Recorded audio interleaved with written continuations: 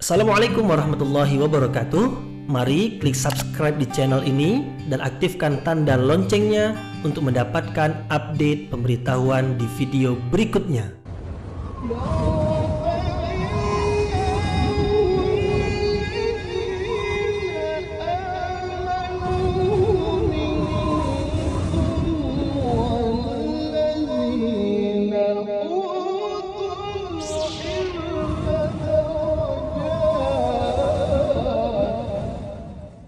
Assalamualaikum warahmatullahi wabarakatuh. Alhamdulillahi rabbil alamin wa bihi nasta'in wa ala umurid dunya waddin nasta'inuhu wa nastaghfiruh wa na'udzu billahi min shururi anfusina wa min sayyiati a'malina faman yahdihillahu fala mudilla lahu wa man yudlil fala hadiyalah. Asyhadu an la ilaha illallah wahdahu la syarika lah wa asyhadu anna Muhammadan abduhu wa rasuluhu la nabiyya ba'dah, amma ba'd. Kita bersyukur kepada Allah Subhanahu wa taala yang masih melimpahkan rahmat dan nikmat. Kita bersyukur dengan mengucapkan alhamdulillahi rabbil alamin. Tidak lupa pula bersalawat kepada Rasulullah sallallahu alaihi wasallam dengan mengucapkan Allahumma salli ala sayyidina Muhammad wa ala ali sayyidina Muhammad. Dan bersalam kepada Rasulullah dengan mengucapkan assalamu alayka ya Rasulullah. Alhamdulillah kita dapat kembali meneruskan pengajian tafsir ayat-ayat suci Al-Quran yang insyaAllah kita akan teruskan pada ayat yang ke-275 dari surah Al-Baqarah, yaitu ayat yang menerangkan tentang pengharaman riba. Sebelum ini ayat menerangkan tentang sedekah. Sedekah adalah satu kebaikan. Kemudian Allah terangkan pula tentang riba. Riba adalah suatu keburukan. Jadi setelah Allah menerangkan amalan yang baik, Allah terangkan pula sesudahnya amalan yang buruk. Dan kedua-duanya masih lagi menerangkan tentang harta. Apabila sedekah mengeluarkan harta, kemudian apabila riba mengambil harta atau memakan harta. Yang satu mengeluarkan harta nampak berkurang, tetapi sebenarnya bertambah. Kemudian yang satu lagi nampaknya bertambah, tetapi sebenarnya berkurang. Sedekah nampaknya berkurang karena kita memberikan harta kepada orang lain, tetapi telah kita terangkan sebelum ini bertambah karena dia akan dilipatkan 700 kali lipat. Atau seperti orang yang berkebun di tanah yang tinggi dapat 2 kali hasil. Orang yang bersedekah nampak berkurang harta yang dia keluarkan, tetapi sebenarnya bertambah. Adapun riba pula nampaknya bertambah. Kita letakkan uang di bank umpamanya 1 juta, kemudian tak berapa lama kita dapat pula 1.200.000. Nampak bertambah, tetapi sebenarnya berkurang. Bahkan mungkin juga bisa membinasakan atau melenyapkan harta yang kita miliki. Jadi apabila kita lihat urutan ayat, apabila ayat yang kita bahas ini tentang riba dan ayat sebelumnya tentang sedekah, sebenarnya ayat ini dengan ayat yang sebelumnya ada kaitannya adalah tentang pertentangan. Jadi kaitannya tentang pertentangan antara riba dengan sedekah, atau kita sebut juga riba itu lawannya sedekah, atau sedekah itu lawannya riba. Maka banyaklah bersedekah dan jangan mengambil riba atau memakan riba. Allah Subhanahu wa taala berfirman, A'udzubillahi minasyaitonirrajim. Bismillahirrahmanirrahim. Alladzina ya'kuluna ar-riba la yaqumuna illa kama yaqumu alladhi yatakhabbathu asy-syaitanu minal mas. Dzalika bi annahum qalu innamal bai'u mithlur riba wa ahallallahu al-bai'a wa harramar riba faman ja'ahu mau'izatum min rabbih fantaha falahu ma salafa wa amruhu ilallah wa man 'ada faulaika ashabun nar hum fiha khalidun. Allah berfirman, alladzina ya'kuluna riba, orang-orang yang memakan riba, la yakumuna, tidaklah mereka itu berdiri, illa kama yakumu, kecuali seperti orang yang berdiri, alladzi yatakhabbatuhu syaitan, orang yang berdiri karena dimasuki oleh syaitan atau dikuasai oleh syaitan. Minal mas, disebabkan karena gila. Jadi ada orang yang masuk syaitan ke dalam tubuhnya dan dia menjadi gila. Kalau sudah menjadi gila, maka dia sempoyongan, tidak bisa berjalan dengan baik. Nah, orang yang makan riba seperti itulah keadaannya. Zalika, yang sedemikian itu, bi'annahum, sesungguhnya disebabkan karena mereka qalu, mengatakan, innamal bai'u mithlur riba, sesungguhnya jual beli itu seperti riba. Oh, jadi mereka memakan riba karena mereka menganggap riba itu sama dengan jual beli. Wa ahallallahu al-bai'a, dan Allah menghalalkan jual beli, wa harramar riba, dan mengharamkan riba. Padahal sebenarnya jauh perbedaan antara jual beli dengan riba. Jual beli halal, sementara riba haram. Faman ja'ahu mau'izatum mir rabbih, maka barang siapa yang telah datang kepadanya peringatan dari Tuhannya tentang pengharaman riba, fantaha, kemudian dia berhenti, tak mau lagi mengambil riba, falahu ma salafa, maka baginya apa yang sudah berlalu, sudah yang lalu berlalu. Wa amruhu ilallah, dan perkaranya itu diserahkan kepada Allah. Mudah-mudahan Allah memaafkannya. Wa man 'ada, dan adapun barang siapa yang kembali mengambil riba setelah mengetahui pengharaman riba, faulaika, maka mereka itu ashabun nar, penghuni neraka. Hum fiha khalidun, dan mereka di dalamnya, di dalam neraka tersebut selama-lamanya. Oh, jadi orang yang memakan riba akan dimasukkan ke dalam neraka selama-lamanya. Kita ulang sekali lagi dari awal ayat. Orang-orang yang memakan riba, tidaklah mereka itu berdiri kecuali seperti mana orang yang dikuasai oleh syaitan berdiri, disebabkan karena gila. Sentuhan syaitan yang membuatnya menjadi gila. Yang sedemikian itu adalah disebabkan karena sesungguhnya mereka mengatakan sesungguhnya jual beli itu seperti riba, dan Allah menghalalkan jual beli dan mengharamkan riba.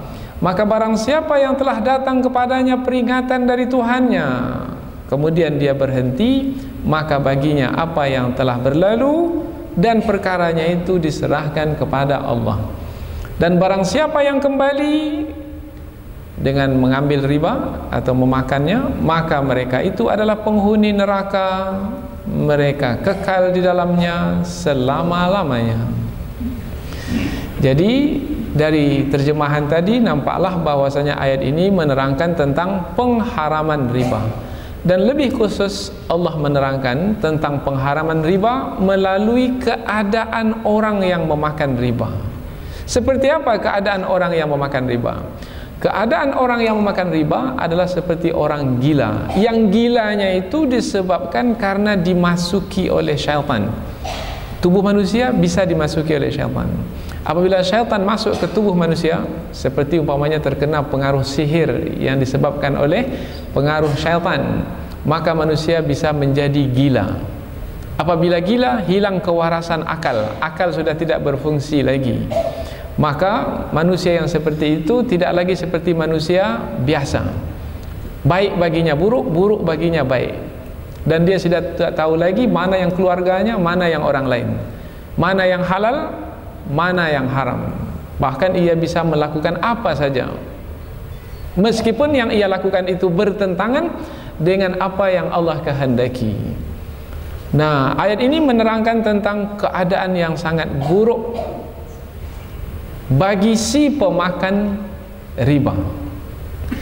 Nah, sebelum Allah Subhanahu wa taala menerangkan tentang pengharaman riba pada ayat yang berikutnya, Allah menerangkan dahulu tentang keadaan si pemakan riba sebelum hukum. Jadi keadaan dahulu diterangkan, setelah itu barulah nanti diterangkan tentang hukum. Nah, keadaan diterangkan sebelum hukum supaya manusia melihat riba itu sesuatu yang buruk, yang keji, yang hina, yang sepatutnya tidak mengambilnya, tidak memakannya. Nah, ayat ini juga menerangkan tentang kesalahan yang berlaku pada masa dahulu. Mengapa mereka memakan riba? Kesalahan berlaku karena mereka salah memandang riba, yaitu dengan menyamakan riba itu dengan jual beli. Tetapi sebenarnya apabila dilihat alasan mereka itu sebenarnya adalah alasan yang mereka ada-adakan untuk membenarkan tindakan mereka memakan riba. Nanti kita akan terangkan dari mana kita tahu bahwasanya mereka mengada-ngadakan alasan untuk membenarkan tindakan mereka memakan riba. Kemudian Allah juga menerangkan tentang hukuman yang akan diterima. Kalau tadi hukuman di dunia Allah terangkan dengan menggambarkan keadaan, yaitu seperti orang gila yang dimasuki oleh syaitan atau dirasuki oleh syaitan, dirasuk syaitan. Nah, Allah juga terangkan di ujung ayat bahwasanya nanti di hari akhirat mereka itu akan dimasukkan ke dalam neraka selama-lamanya. Jadi ayat ini disebut juga sebagai ayat ancaman, at-tarhib. Nah, ayat yang sebelumnya yang berkaitan dengan sedekah itu bukan ayat ancaman, tapi ayat yang menyenangkan kita, karena menyuruh kita melakukan kebaikan. Kemudian kita akan mendapatkan pahala yang banyak, yang pahala itu menyenangkan kita di dunia, menyenangkan kita di akhirat. Maka ayat tentang sedekah disebut at-targhib, ayat tentang riba disebut dengan at-tarhib. Salah satu bentuk penyampaian Al-Quran, uslub Al-Quran, siapa yang belajar ilmu-ilmu Al-Quran, salah satu bentuk penyampaian Al-Quran adalah setelah Allah menerangkan tentang perkara yang baik, yang Allah seru supaya kita melakukannya dan menyenangkan kita, Allah ikuti setelah itu perkara yang buruk, kemudian Allah larang, kemudian Allah bertakut kita kalau melakukan juga kamu akan mendapatkan ancaman, yaitu berupa api neraka yang akan menanti. Jadi api neraka sebagai ancamannya. Atau di dunia ini keadaan kamu adalah seperti orang yang dimasuki oleh syaitan. Maka mudah-mudahan ketika kita belajar ayat-ayat berkaitan dengan sedekah, kita menjadi suka, senang untuk bersedekah. Ketika kita membahaskan ayat-ayat tentang riba, malam ini kita mulai, dan pada ayat-ayat berikutnya juga nanti akan kita bahaskan tentang riba, hendaknya mendatangkan rasa takut pada diri. Kalau tidak ada rasa takut pada diri, maka percuma sajalah pengajian tentang ayat-ayat riba ini. Dan rasa takut tersebut hendaklah diteruskan dengan tindakan, dengan perbuatan. Kalau masih lagi mengamalkan riba, maka berhentilah. Umpamanya membeli rumah dengan riba, berhentilah. Membeli mobil dengan riba, berhentilah. Membuat pinjaman di koperasi, di bank, berhentilah. Bahkan sekarang ini pula mau pergi haji pun buat pinjaman ke bank dengan cara riba. Ini jelas perbuatan yang dimurkai oleh Allah. Bagaimana hajinya akan diterima, akan mendapatkan pahala, sementara jalan yang ditempuh untuk melakukannya adalah perbuatan yang dimurkai oleh Allah. Kita lihat ayat ini supaya kita mendapatkan pengajaran darinya. Kita mulai tafsir ayat. Itu tadi adalah tafsiran ringkas dari ayat. Sekarang tafsir yang lebih terperinci. Ayat ini dimulai dengan pemberitahuan tentang orang-orang yang memakan riba. Seperti apa keadaan mereka? Allah jelaskan. Alladzina ya'kuluna riba la yaqumuna illa kama yaqumul ladzi yatakhabbathu asyaitanu minal mas.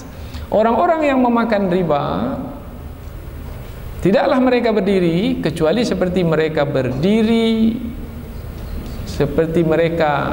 tidaklah mereka itu berdiri seperti berdirinya orang yang dimasuki oleh syaitan. Yang syaitan itu masuk kepadanya membuatnya ia menjadi gila. Jadi berdirinya seperti berdiri orang gila. Itu keadaan yang diterangkan oleh Allah tentang si pemakan riba. Di dalam ayat ini Allah menyebutkan alladzina ya'kuluna riba, orang-orang yang memakan riba. Apakah riba itu hanya dimakan? Uang riba itu hanya dimakan? Tidak, uang riba itu juga dipakai. Karena ada uang riba, kemudian uang riba itu dibelikan baju, maka baju pun dipakai. Baju dimakan? Tidak, baju dipakai. Ada lagi uang riba. Uang riba diletakkan uang banyak di bank, kemudian dapat ribanya, kemudian dibelikan cicilan untuk mobil. Nah, apakah mobil itu dimakan? Tidak. Tapi dalam ayat ini disebutkan orang-orang yang memakan riba. Sebenarnya bukan hanya memakan riba, tapi juga memakai riba, menggunakan riba. Ada lagi yang menghuni riba, karena harta dari riba tersebut dibelikan rumah kemudian dihuni, maka orang seperti itu tidak disebut memakan riba, tetapi menghuni riba. Tapi mengapa Allah menggunakan kata memakan di dalam ayat ini? Maka di dalam tafsir diterangkan kata memakan ini mewakili kata-kata yang lainnya. Jadi jangan difahami itu riba hanya dimakan. Tidak. Riba juga dipakai, riba juga digunakan, riba juga dihuni, dan seterusnya. Mengapa Allah menggunakan kata memakan sebagai mewakili kata-kata yang lain? Karena kata memakan ini adalah kata pokok dalam keperluan hidup manusia. Keperluan pokok manusia adalah makan. Manusia mampu untuk tidak berpakaian, tetapi manusia tidak mampu untuk tidak makan. Manusia mampu untuk tidak menghuni rumah, tetapi manusia tidak mampu untuk tidak makan. Jadi karena makan adalah keperluan pokok, maka ada di antara manusia yang meletakkan hartanya itu untuk mendapatkan riba, yang riba itu digunakan untuk keperluan pokoknya, yaitu makan. Ada lagi tafsiran yang lain.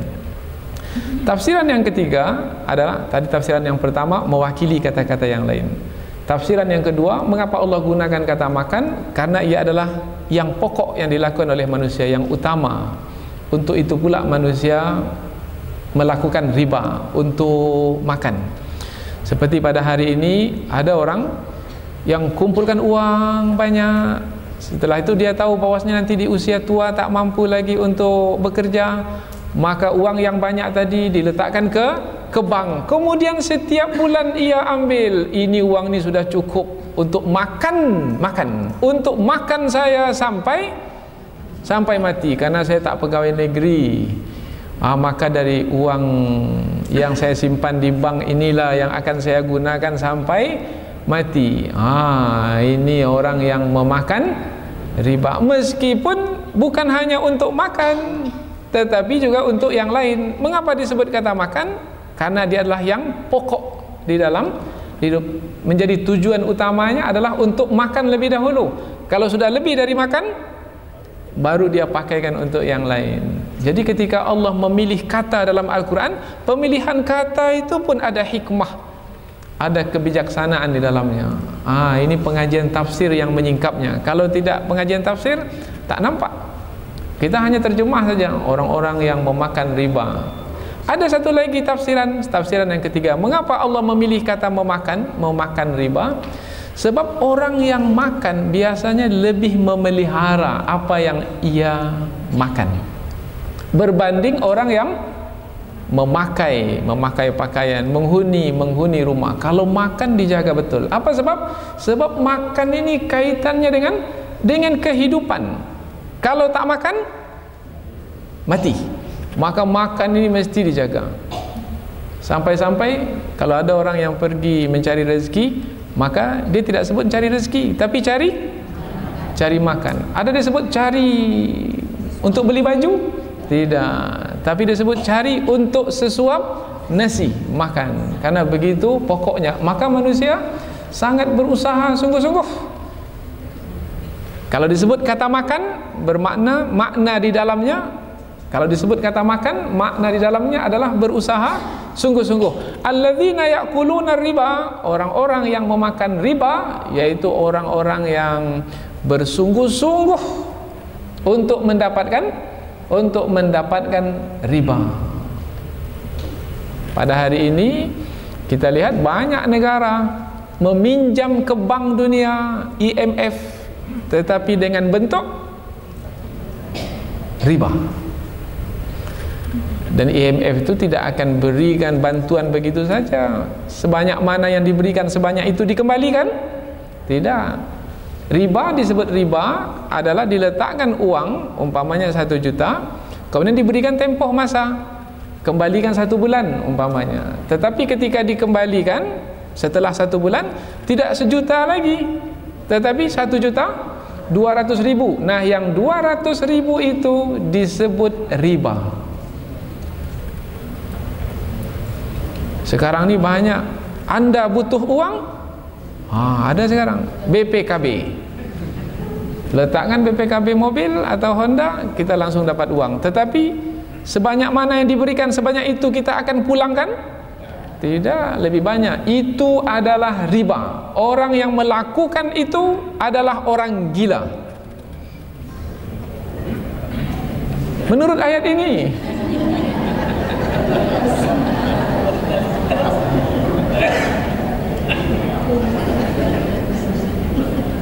Ayat ini yang menjelaskannya.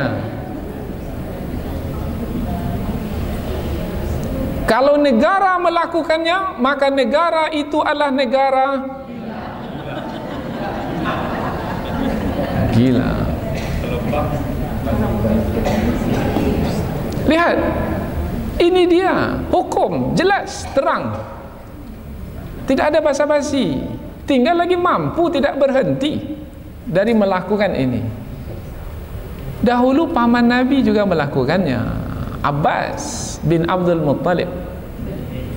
Tetapi ketika pengharaman riba berlaku, maka Abbas berhenti dari melakukan riba.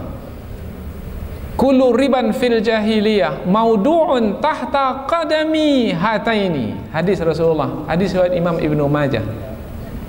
Sesungguhnya semua riba jahiliyah seperti yang kita terangkan tadi. Letakkan uang 1 bulan, ambil lagi lebih. Sesungguhnya riba jahiliyah semuanya telah dihapuskan. Semua telah berada di bawah kedua telapak kakiku ini. Dan riba yang pertama kali ku hapuskan adalah riba Abbas. Riba Abbas itu riba paman Nabi. Nabi mulai dari keluarganya sehingga berhenti dari melakukan riba. Pada waktu Rasulullah Isra dan Mi'raj, Rasulullah melihat ada orang yang perutnya itu nampak dari luar, transparan, macam kaca, nampak dari luar, dan di dalam perutnya itu berkotak-kotak, isi di dalamnya penuh dengan ular. Kemudian Rasulullah bertanya kepada malaikat Jibril, siapa dia itu?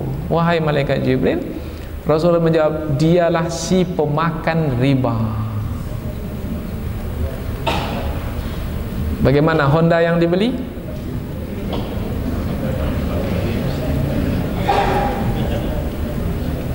Mobil yang dibeli? Rumah yang dibeli? Kebun yang diusahakan?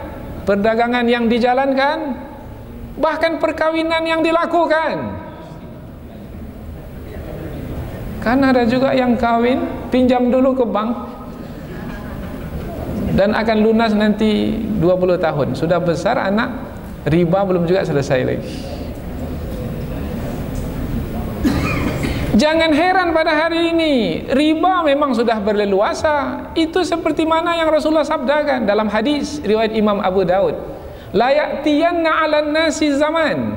Akan datang satu zaman nanti kepada manusia. Akan datang nanti satu zaman kepada manusia bahwasanya la yabqa ahadun illa akala riba. Tidak ada satu orang pun kecuali ia memakan riba. Jadi tak ada yang terselamat dari riba. Hadis riwayat Imam Abu Daud. Fa illam yakulhu, kalau dia tidak memakannya, asabahu min bukharih, dia terkena uapnya. Kalau makannya tidak, uapnya pun dia kena. Mungkin kita ni kena uap-uap juga lah kalau tak makan. Apa sebab? Sebab kadang-kadang kita umpamanya kerja di mana atau belajar di mana, nanti pihak universitas atau tempat kita bekerja memasukkan uang kita, gaji kita ke bank, yang bank itu bank ribawi, akhirnya kenalah uap riba. Mahasiswa, pihak universitas, kamu kalau bayar SPP, bayar uang sekolah, maka bayar ke bank ini. Nah, dipilihnya bank ribawi. Akhirnya meskipun tidak memakan riba, tetapi dapat uapnya. Karena ingat, bukan orang yang memberi riba saja yang dimasukkan ke dalam kategori pemakan riba, pemberi riba, penerima riba, yang menjadi perantara dalam perkara riba, dan yang menyaksikan perbuatan riba, semua dalam api neraka. Jadi kami yang bekerja di bank bagaimana Ustaz? Masuklah ke dalam itu sekali.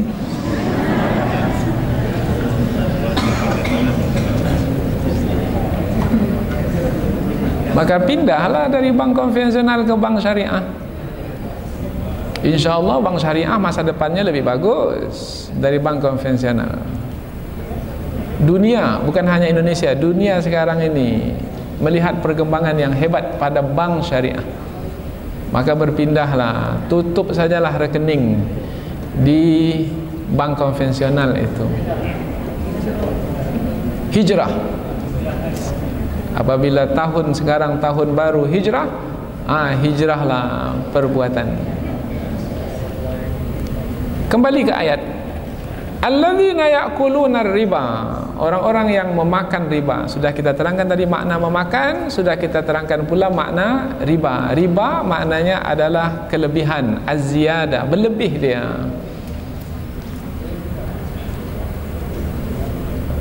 Kalau dahulu di tempat kita ini dikenal dengan inang-inang atau tukang kredit. Nah, ini adalah juga riba. Bagaimana keadaan orang yang terlibat dalam riba? La yakumuna, tidaklah mereka itu berdiri illa kama yakumul ladzi yatakhabbatuhu syaitanu minal mas, melainkan seperti berdirinya seorang yang telah dimasuki oleh syaitan disebabkan karena penyakit gila. Siapa yang dimasuki oleh syaitan bisa membuatnya gila. Tapi siapa yang bisa dimasuki oleh syaitan? Apakah semua manusia bisa dimasuki oleh syaitan, dikuasai oleh syaitan? Tidak. Illa ibadaka minhumul mukhlasin. Kecuali hamba-hambamu ya Allah yang Engkau berikan keikhlasan, maka kami tak mampu untuk menguasai mereka. Jadi siapa mereka yang bisa dikuasai oleh syaitan? Yang mengikuti kehendak hawa nafsu. maka mereka itu dapat dikuasai oleh syaitan. Apabila syaitan menguasainya, maka yang muncul pada dirinya adalah hawa nafsu. Akalnya bagaimana? Akalnya terabaikan, tertinggalkan. Apabila akal sudah tertinggalkan, bagaimana manusia? Yang membuat manusia normal, waras berpikir adalah akal. Sekarang akal itu pula sudah tertutupi, tersembunyi, karena syaitan telah menguasainya dengan memunculkan hawa nafsunya. Bagaimana keadaannya? Seperti orang gila. Meskipun tak nampak dia sebagai orang gila, tetapi hakikat sebenarnya gila. Karena makna al-mas di dalam bahasa Arab maknanya adalah al-junun, gila. Tapi saya tak nampak orang-orang yang memakan riba itu gila, Ustaz. Nampak baik-baik saja, sehat-sehat saja. Bahkan pintar-pintar pula lagi. Pintar dalam perkara dunia. Maka Imam Ar-Razi ketika menafsirkan ayat ini, dalam tafsir beliau menyebutkan sebenarnya mereka itu gila. Apa sebab? Sebab telah disibukkan oleh riba tersebut. Apabila telah disibukkan oleh riba, sementara riba adalah yang dimurkai oleh Allah, yang dikeji oleh Allah, maka bermakna dia telah menutupi keberadaan Allah. Sementara manusia ini sepatutnya memahami, mengenali Allah itu adalah yang menciptakannya, dan ia hidup adalah untuk beribadah kepada Allah yang menciptakannya. Sekarang pula ia disibukkan oleh selain Allah. Bermakna betul-betullah manusia itu tidak menggunakan akalnya. Nah, kalau tidak menggunakan akal, maka bermakna ia adalah orang yang gila. Orang yang tidak gila adalah orang yang mengenal Allah, kemudian dia beriman kepada Allah dan membuktikan keimanannya dengan melakukan apa yang Allah redai. Tetapi orang yang memakan riba adalah orang yang mengambil apa yang Allah murkai, maka ia adalah orang yang tidak menggunakan akal. Orang yang tidak menggunakan akal disebut orang gila. Tapi pada hari ini kalau kita sebut kepada pemakan riba, hei orang gila, marah.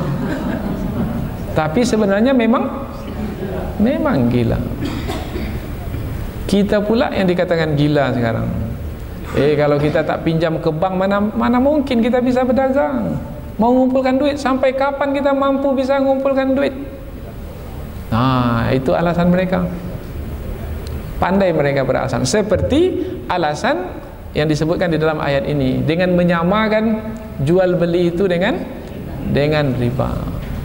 Kalau jual beli halal, maka riba pun halal. Nanti kita akan terangkan apakah penyamaan itu betul, bisa diterima. Tidak, nanti kita akan terangkan. Sekarang kita terangkan dahulu. Tidaklah mereka itu berdiri kecuali mereka berdiri seperti berdirinya orang gila yang dimasuki oleh syaitan. Oh, jadi syaitan bisa masuk dalam tubuh manusia? Bisa. Syaitan bisa berlari dalam darah ini, seperti berjalannya darah dalam tubuh. Syaitan punya kehebatan, kemampuan.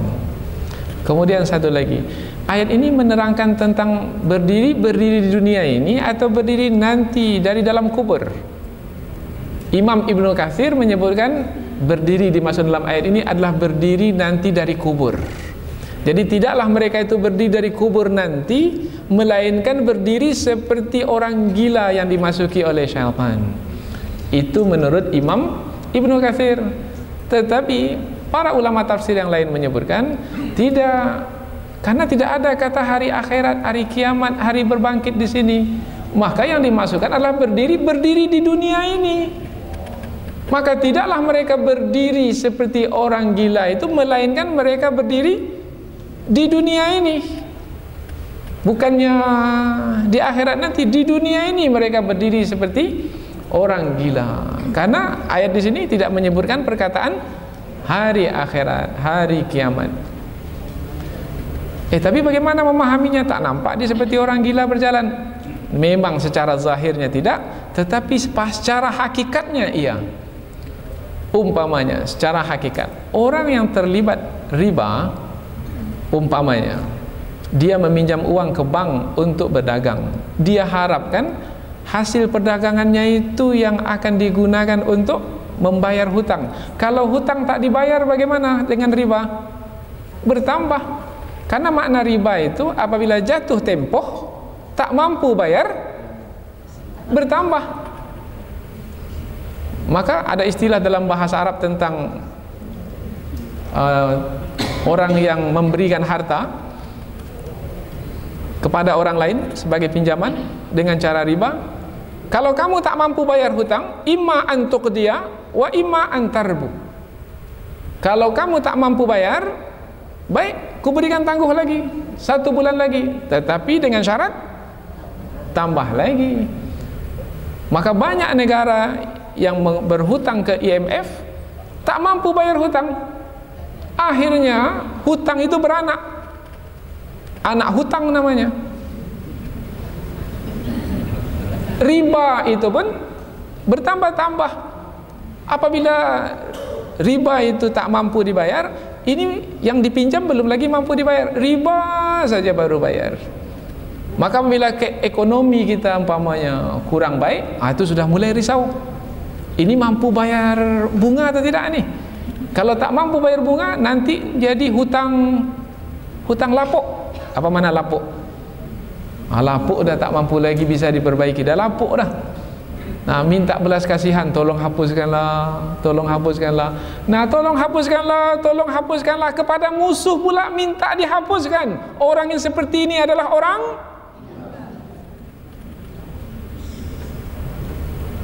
minta belas kasihan kepada musuh. Mungkin ada kegagahan, mungkin ada keperkasaan.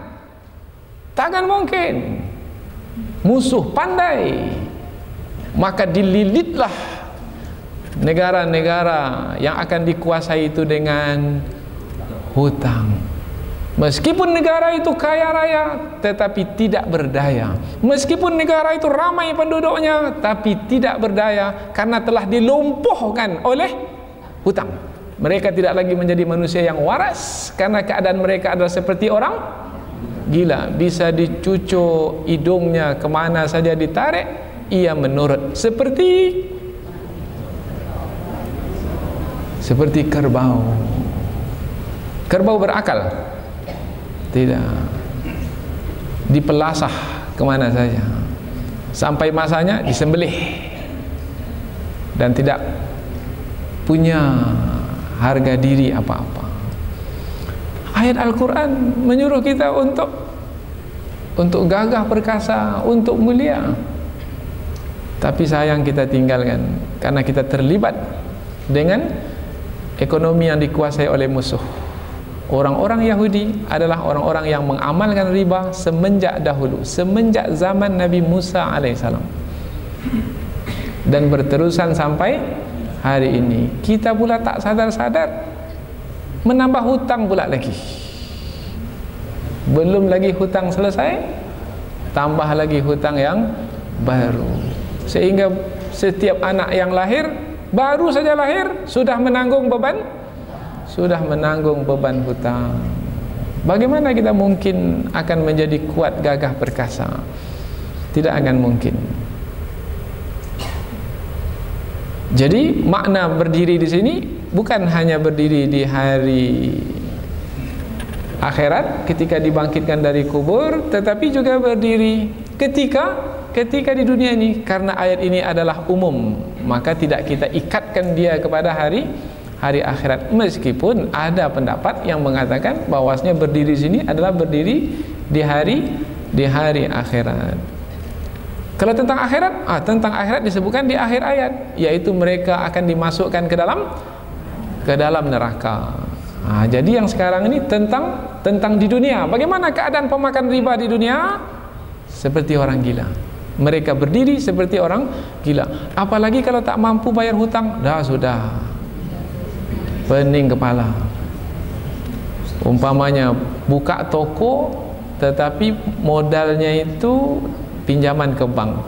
Tiba-tiba beberapa hari toko tak buka, kita sakit umpamanya, ada gempa bumi umpamanya, bencana. Bagaimana orang yang seperti ini? Pasti dia akan memikirkan hutang ke bank bagaimana bayar, hutang ke bank bagaimana bayar. Bolak-baliklah dari depan ke belakang, dari depan rumah ke dapur, gelisah. Kadang-kadang berdiri, kadang-kadang duduk, tidur tak lena, pergi ke sana, selalu runsing fikiran, hati sempit. Orang seperti ini disebut orang yang normal atau orang yang ke depan ke belakang, ke depan ke belakang, tak ada yang dicari? Orang seperti ini orang normal atau orang sambung sendirilah, orang apa? Lihat ayat ini, sangat jelas sekali, dan kita lihat buktinya yang nyata di tengah kita. Yatakhabbatuhu syaitanu minal mas zalika bi annahum qalu innamal bai'u mithlur riba. Mengapa mereka memakan riba? Karena mereka berpendapat sesungguhnya jual beli itu seperti riba. Jadi kalau Allah halalkan jual beli, dan jual beli itu adalah kalau apabila Allah halalkan jual beli dan riba itu adalah seperti jual beli, maka halal pula lah riba itu. Maka tidak ada salahnya kami memakan riba. Tetapi ini sebenarnya alasan yang diada-adakan. Apabila kita lihat ayat ini membuktikannya langsung, tanpa kita melihat buktinya melalui ungkapan mereka di tengah masyarakat. Semestinya mereka kalau memang normal dalam beralasan, cerdas dalam beralasan, mereka tidak akan sebut di dalam ayat ini innamal bai'u mithlur riba. Mestinya mereka sebut innamar riba mithlul bai'. Dalam ayat ini mereka mengatakan sesungguhnya jual beli seperti riba. Kalaulah mereka pandai atau bijak atau tepat beralasan, tentunya mereka mengatakan sesungguhnya riba itu adalah seperti jual beli. Bisa faham? Tidak faham? Kita terangkan lagi. Ada yang sudah mengangguk berarti sudah faham. Yang masih belum mengangguk belum faham. Baik. Kita katakan kepada orang yang mengambil riba, hei pemakan riba, sesungguhnya riba itu haram. Maka apa kata si pemakan riba ini? Tidak, riba itu tidak haram. Riba itu seperti jual beli. Itu ungkapannya itu betul itu. Tetapi tidak seperti itu di dalam ayat ini. Hei pemakan riba, sesungguhnya riba itu haram. Tapi apa jawabannya? Sesungguhnya jual beli itu seperti riba. Orang tanya riba, dia jawab jual beli.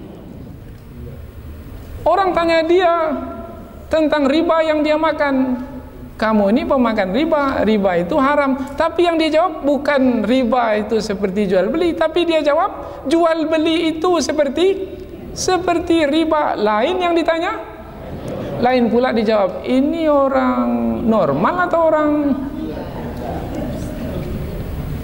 Lihat ayat ini, dari sini buktinya langsung.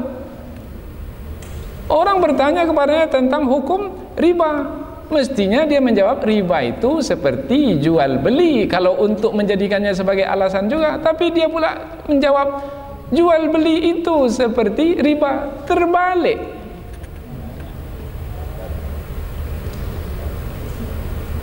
Jadi kalau sudah terbalik, kemudian dia coba membuat satu kiasan, kiasannya tidak diterima. Kiasan yang berbeda pun tidak diterima. Al-qiyas ma'al farik batil. Kias kalau berbeda yang dikiaskan itu dengan kiasnya, itu tidak diterima. Ini kiasnya itu pun tak betul. Maka alasan mereka dengan mengatakan jual beli itu seperti riba, itu hanyalah alasan yang diada-adakan. Dapatlah kita ilmu. Kalau hari ini kita menegur orang yang memakan riba, pasti orang yang memakan riba itu mencari-cari alasan. Ada saja alasan untuk membenarkan tindakannya. Umpamanya yang sering kita dengar itu, mengapa tak pindah-pindah juga rekening ke bank syariah? Bank syariah itu macam bank konvensional juga, ada margin-marginnya juga. Bahkan Kalau kita beli rumah dengan bank syariah, lebih banyak diambil lagi berbanding dengan bank ada saja alasan. Maka Allah bantah dengan perkataan berikutnya, wa ahallallahu al-bai'a wa harrama riba, dan Allah halalkan jual beli dan Allah haramkan riba. Jadi kamu menyangka jual beli sama seperti riba? Tidak. Jual beli tidak sama dengan riba, bahkan bertentangan dengan riba. Yang satu dihalalkan dan yang satu lagi diharamkan. Di mana letak beda? Jual beli itu ada gantian barang, ada gantian barang. Tetapi kalau riba itu tak ada gantiannya. Umpamanya 1 juta dipinjam, 1 juta dikembalikan, gantian 1 juta, 1 juta. Tapi kalau 1 juta dipinjam diganti dengan 1 juta 200.000, 200.000 itu apa penggantinya? Tidak ada, kecuali waktu itu, tempoh itu. Jadi waktu itu dijadikan sebagai harga. Jadi gantiannya dengan waktu. Apakah waktu itu yang dimiliki oleh manusia? Tidak. Kalau waktu tidak dimiliki oleh manusia, kemudian meletakkan harga pada waktu, bermakna telah menzalimi, telah menganiaya orang yang meminjam itu. Kalau mau pinjamkan uang kepada orang yang berdagang, silahkan pinjamkan. Tetapi caranya bukan dengan cara riba, tapi caranya bagi hasil, umpamanya mudharabah, saling bagi untung, murabahah, boleh. Atau umpamanya dengan cara-cara yang lain. Itulah produk-produk ekonomi Islam. Nanti kita bahaskan dalam pengajian yang lain. Tetapi tidak dengan cara riba. Riba itu tak ada gantinya. Kalau tak ada gantinya 100 diganti dengan 100. Tapi kalau 100 diganti dengan 120, nah yang 20 itu lebihan, itu dia riba. Itu adalah kezaliman, yaitu mengenai si peminjam. Kalau kamu tak mampu juga bayar, tambah lagi 140. Kalau kamu tak mampu bayar, sampai kawan tu tak mampu lagi untuk membayar. Akhirnya lihat, ada kala di penjara kan. Kamu tak mampu bayar, saya penjarakan. Dilaporkan ke polisi. Akhirnya teraniaya, sementara dia suami, dia mesti menanggung istri dan anak-anak. Sekarang suami sudah masuk penjara, siapa yang akan tanggung istri dan anak-anak? Bukankah itu satu kezaliman? Dan itu berlaku pada hari ini. Umpamanya lagi apa? Beli mobil, ini kalau contoh ini. Beli mobil kredit selama 3 tahun, bayar, tinggal 2 bulan terakhir tak mampu bayar. Padahal sudah mau selesai lagi. Pastilah ditarik mobil tersebut. Allah, sudah capek-capek kredit, tinggal 2 bulan lagi ditarik. Bukankah itu satu kezaliman? Satu kezaliman. Tetapi kita tak melihatnya sampai ke situ, karena kita hanya ingin hanya 3 juta sebulan. 3 juta sebulan bisa buat mobil pulang. Orang pakai mobil pulang kampung, kita pun bisa pakai mobil pulang kampung. Ke pulang kampung perginya dia mengukur. Akhirnya dia tak mampu. Banyak mobil yang ditarik karena tidak mampu membayar cicilannya. Yang cicilan itu karena riba. Faman ja'ahu mau'izatun mir rabbih fantaha falahu ma salafa wa amruhu ilallah.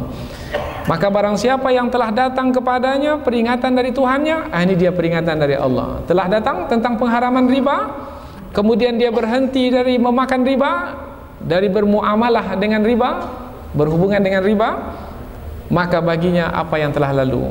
Maka sudah, yang lalu biar berlalu, berhenti sudah, berakhir. Wa amruhu ilallah, dan perkaranya itu diserahkan kepada Allah. Berakhir sudah, habis, tutup buku, pindahkan rekening, Kemudian kalau buat pinjaman, pindahkan pinjaman dari bank konvensional ke bank syariah. Yang lalu biar berlalu. Bagaimana keadaan? Serahkanlah kepada Allah. Allah Maha Pemaaf, Maha Pengampun. Dahulu mungkin karena kita tak tahu, mungkin dahulu kita karena terlalu bergairah untuk mendapatkan untung sehingga kita meminjam. Mungkin dulu karena terbawa-bawa kawan, nah akhirnya kita melakukannya. Sudah, sekarang ini sudah dapat pengajian, kita berhenti.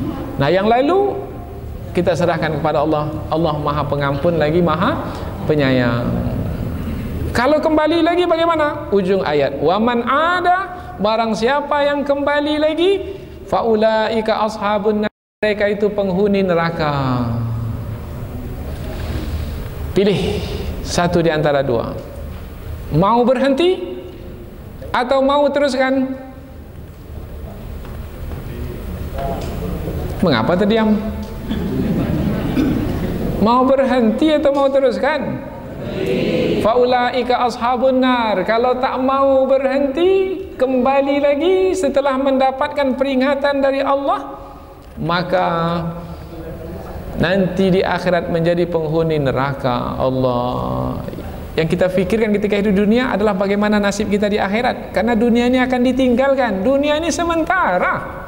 Sampai kapan kita di dunia ini? Tak berapa lama. Umur 70-80 tahun sudah jarang sekarang. Sudah jarang. Kalau ada satu-satu saja. Siapa di antara kita yang umur 80 tahun? Coba lihat kawan kita yang sama seumur dengan kita. Mana yang banyak? Yang masih bersama kita sekarang atau yang sudah pergi meninggalkan kita? Mengapa masih bergelimang juga dengan riba?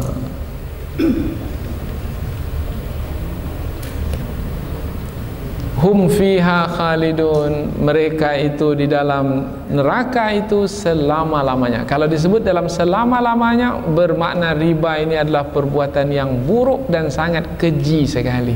Karena Allah menyebutnya dalam neraka selama-lamanya. Jadi kalau dalam neraka selama-lamanya, si pemakan riba ini sama dengan orang kafir. Karena orang kafir itu juga dalam neraka selama-lamanya. Kalau begitu si pemakan riba ini, padahal dia masih beragama Islam, apakah si pemakan riba ini kekal dalam neraka selama-lamanya? Maka ulama tafsir ada yang menjelaskan, seperti Syekh Muhammad Mutawalli Sya'rawi menjelaskan bahwasanya kalau untuk orang kafir ada kata abada setelah khalidina. Khalidina fiha abada, ada kata abada. Tetapi untuk pemakan riba tak ada kata abada di dalam ayat yang menjelaskan tentang mereka berdiam di dalam neraka. Mereka berdiam dalam neraka selama-lamanya, tapi tak ada kata abada. Abada maknanya abadi. Mereka bukan abadi selama-lamanya, tidak. Tapi mereka sangat lama sekali dalam neraka. Kemudian pada akhirnya barulah dimasukkan ke dalam surga. Tapi setelah lama, tulul muksi finnar. Jadi ada masa yang panjang yang dilalui oleh si pemakan riba di dalam neraka. Makan riba adalah perbuatan yang sangat keji sekali, dan tentang kekejian ini akan kita terangkan nanti insya-Allah dalam pengajian-pengajian yang berikutnya melalui hadis-hadis Rasulullah sallallahu alaihi wasallam. Nanti kita akan terangkan.